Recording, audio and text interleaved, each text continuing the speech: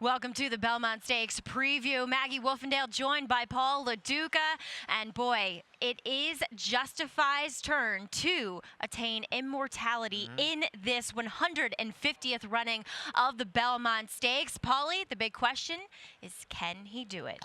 It is a giant question. Listen, every time we come into this scenario, 12 other times, it's happened, but there's been a lot of other chances. And each time, Maggie, you never think they're going to lose, because after the Preakness and after the Derby, they look so dominant. You almost think, okay, it's not going to happen. California Chrome, I didn't think he was going to lose, and he did.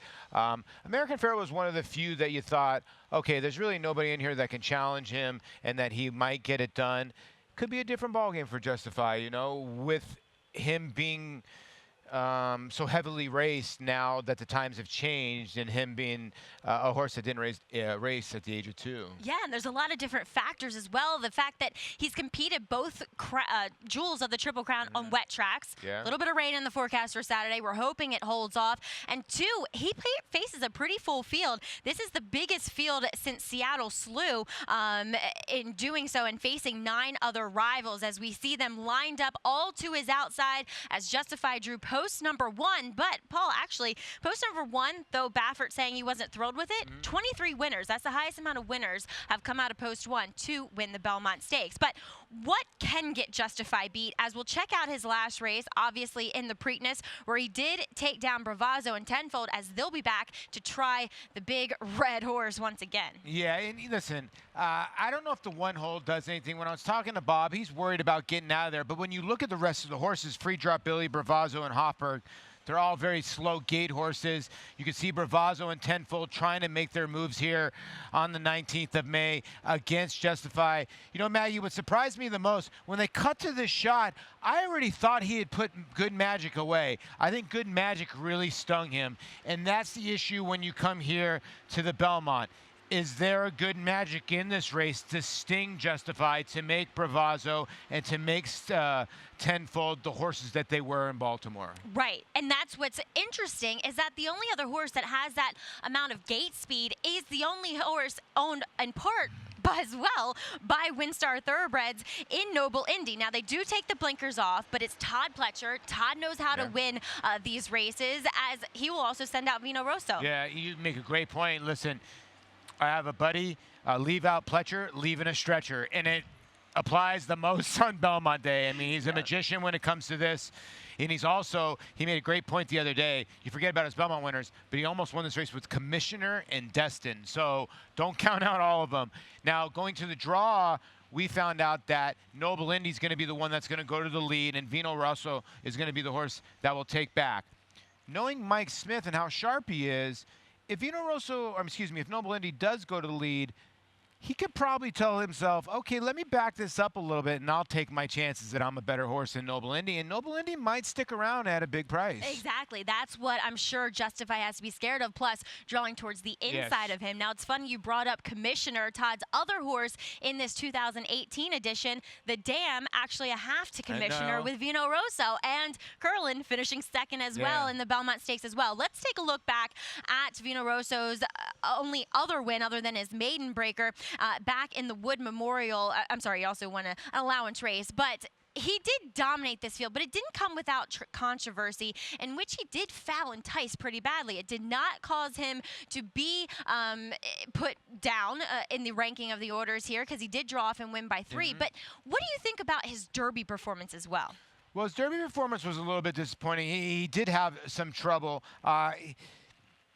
Is he built for this? Yeah, I think he's built for this. And the thing is Todd from day one has always said this was his best 2-year-old. And I think his best 2-year-old in the morning. We call those morning glories, and if you play baseball, we call them white line lightnings. They're the kind of guys that can do it in batting practice, but when the game time shows up, they can't. And Vino Rosso's sort of been like that. Now, he did show up on Wood Memorial Day. He didn't show up on Kentucky Derby Day. But this is his backyard. He trains here. I feel that they're setting it up more for him than they are for Noble Indy. And like I said, Todd just somehow gets it done here. And I think Vino Rosso will be I think, part of at least a piece of this trifecta or at least a piece of this superfecta. Yeah, and Todd winning 3 Belmonts in the past as well. And Vito Rosa, what I did take out of his Derby performance is that he didn't seem to like the going that much. It seemed as though Johnny Velasquez was niggling him at him from the get-go. He was the widest horse throughout the running of that race, so he did lose a lot of ground. I'm not saying that you didn't necessarily want to be a little bit more free in the clear, but at the end of it, he did make up some ground. So I think that's a promising, and as you alluded to, he is probably built to handle this kind of distance. Checking out the Peter Pan winner, that is Blended Citizen. The last time we saw a Peter Pan winner going back to Christophe Clement in, the name is escaping me right now, I don't know why, with Tonalist, thank you. Yes.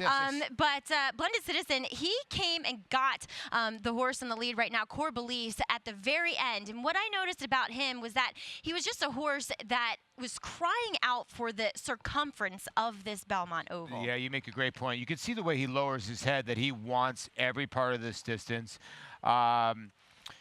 You know, I wrote up a little bit article today about this horse. I don't know how good he is, but I would not be surprised if he shows up on this day, because I think he's built for this racetrack. Doug O'Neill didn't get his chance, but I'll have another to get his Triple Crown because the horse didn't take it to the gate. But they let him over here because they knew he's a big son, a proud citizen. You've got to be able to see him. And you know, to me, Maggie, you tell me if I'm wrong, it seemed like he's thrived since he's been here. I agree with you. I thought his work since the Peter Pan has been very good, very impressive, and he's a horse that has been tuned up over this strip here. And I know there's horses that can win and take the racetrack wherever they go, but I do think having a little bit of conditioning over this big sandy oval, which is tiring and heavy, it does help. So I think while he looks slow on paper, he might be a horse that is hitting his best stride and really thriving at 1.5 miles, as we haven't gotten to talk that much about Hawberk,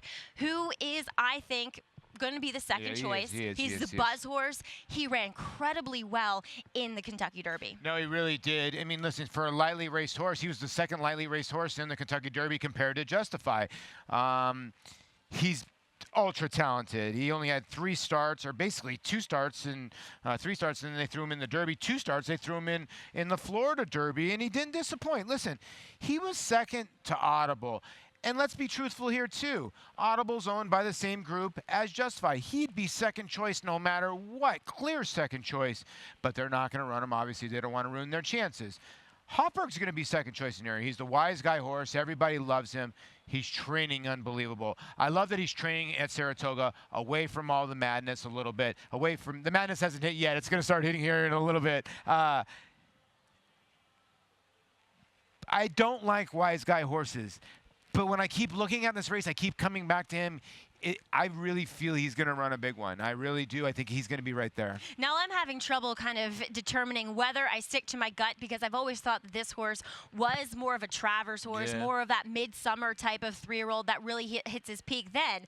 Belmont said he thought the same thing, but the way that he has been coming along to hand so quickly, Belmont is very punchy about Hawberk and is very confident about him. And if you go back and you watch the Derby, he did save ground, but he did get shuffled back a lot more than some of the other runners that made up some ground towards the end. And I think that he was really coming with his best strides towards the latter part of that 1.25 mile contest. And if you make any sense of gallop outs, which I typically don't, he did gallop out past Justify. No, he did. Listen, his father is Tappet. Tappet has won the 2014, 16, and 17 Belmont as a sire. So he has that going for his corner. Again, like I said, he's lightly raced. He's improving. And his last workout, to me, was eye-catching. I am not a workout guy. I'm more of a guy that reads these and tries to pick them. This is the one that needs to look at the workouts. Good Samaritan's running a little bit earlier in the race card. I feel that he completely outworked Good Samaritan. If Good Samaritan runs Giant, Hawberk's going to run Giant in the Belmont. He did. He blew past his workmate, who is an accomplished older horse. He's going to try his hand at the Met Mile. And, you know, looking and thinking about Good Samaritan, I will say that he was never an impressive workhorse, at least going back to last year. But still, that juxtaposition between an older horse and Hawberk Hawberk just trouncing him, it speaks volumes, I think, as well. So the big kind of elephant in the room and the wild card horse of this Belmont presented by Naira Bets is Gronkowski. Yeah. Gronkowski will make his first start in America, first start on dirt, first start for trainer Chad Brown after Phoenix Thoroughbreds have removed their horses from trainer Jeremy Nacita. And Jeremy Nacita's always been high on this horse. And I can see why Chad has followed suit. Watching this horse train in the morning, I am impressed. Now, his pedigree says nothing of the fact that he wants a mile and a half or that he wants dirt. But I'll tell you what, Paulie, at least watching him move over this surface, he looks good. He does. And listen, I think a lot of people took this horse as a little bit of a joke. I think when Rob Gronkowski bought a little bit of the horse, who knows? He might own a hoof. He might own more than that. He tweeted out a lot of stuff. I think a lot of people made fun of the horse. Even to myself, I thought this was a joke that they were going to try to bring this horse here and win this race.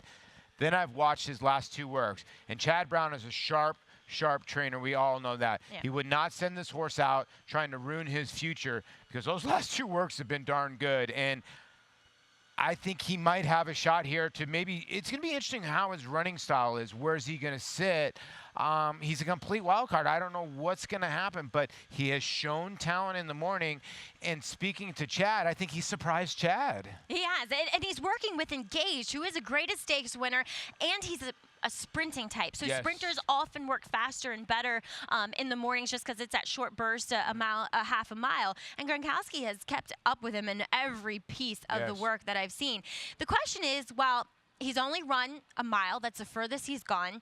He is finding his best strides, I would say, in the later stages of those races over in England. But he hasn't beaten anybody. That's my biggest fault in him, is that he hasn't beaten anybody that has done anything in those races overseas, and the fact that he's going to have to come here and face the best 3-year-olds in this country who have proven themselves, and he's only beaten those lesser horses by a length, three-quarters of a length. That bothers me a little bit about it. Well, yeah, listen, it's a tough task. It's a tough call here. And the horse is going to get bet because of the name. It's probably going to help out all the other bettors that don't want to bet this horse. He's got a very interesting pedigree. Lonhro, an Australian sire, who's a very turf influence. And then looking at Lucky on the bottom side, who probably was the most unlucky, no pun intended, when it came to the Derby drawing the one hole. He probably would have won that race.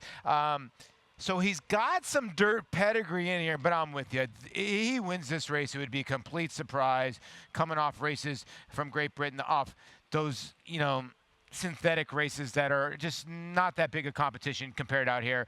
It's tough to do, and then you got to come here and navigate a 1.5 mile surface against the best 3-year-olds in the world. Well, it will be tough. Actually, you're bringing up the pedigree. The Dam was unraced, but a half to Flashy Bull and Pink Viper, and they were okay dirt horses. So at least he does have that influence, as you were mentioning. But, Paulie, you're 1, 2, 3s here. Okay, well, listen. I believe in things. I'm going to wear my red and yellow tomorrow because Justify will be in those China. Excuse me, right? No, the China Horse Club. Yeah, China Horse Club's silk. So I think Justify wins it. I really do. I think his natural ability, even if he's a little bit tired, wins this race. I'm going to pick Vino Rosso second, Hawberk third. I'm giving you nothing out of the norm. I really think this is going to be a formful Belmont Stakes. I'm going to be even more of a chalk-eating weasel than you, and I'm going to go Justify over Hawberk over Blended Citizen here. And if you have your own thoughts about a trifecta in the Belmont Stakes presented by who other than Naira Bets, make sure you play using your account and on the app only. So if you're out here watching the race on site, it's a great thing to have your app ready to go as you get that 10% winners bonus when playing a trifecta. So this 150th running of the Belmont Stakes is sure to live up to its billing. So if you can, come out here to Belmont Park. I hope you enjoyed our Belmont Stakes preview presented by Naira Bets. For Paul Duca, I'm Maggie Wolfendale.